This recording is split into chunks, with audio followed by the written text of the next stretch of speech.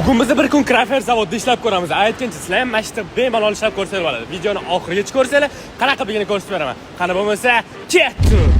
Yo'q, kirish xohlasanglar unda videoni oxirigacha ko'ringlar. Biz birinchi bo'lib Crafer's rahbari, ya'ni Abdulloh aka bilan nima ishlar qilish kerakligini kelishib oldik. Crafer's o'zi zavodga kirishda polni hamma tozalash ishlaridan o'tib keyin kiriladi. Biz takoy formalarni birinchi bo'lib kiyib olib, keyin ishi pechenye xamirini tayyorlashdan boshlab oldik. Keyin stanokda xamirlarni tiqib, bu yerga figurni bo'lib chiqishiga qarab turdik. O'z yoshligimdan shokolad zavodida ishlashni orzu qilardim. Bu yerda ishlab ko'rib, yana bitta orzuyimni amalga oshirdim. Bu yerda ayollarga ham ish o'rinlari bor. Marshmallow tayyorlashni islamir, shokoladlarni taxlashmi, upakovka qilishmi, shokolad quyishmi, ish qilib hamma ish qildik. Zo'r tarafi bu ishlasanglar, albatta ikki xil ovqat ishxona nomidan bo'ladi. Ish qilib umuman och qolmaysizlar. Yangi ishchilarga bo'lsa oylik 3 milliondan boshlab 7-8 milliongacha ham chiqib ketaveradi. Sizlar ishga kirish uchun bo'ladigan bo'lsa, quyidagi raqamdan yoki Crafer's HR ga Telegramdan yozishingiz kerak bo'ladi. Agar nobodor shu videoda 15 mingta layk yig'iladigan bo'lsa, biz 7-8 million oylik oladigan Crafer'sda sotuv agenti bo'lib ishlab ko'ramiz. Ish qilib bir kunda necha pul topganimizni ko'rishingiz mumkin.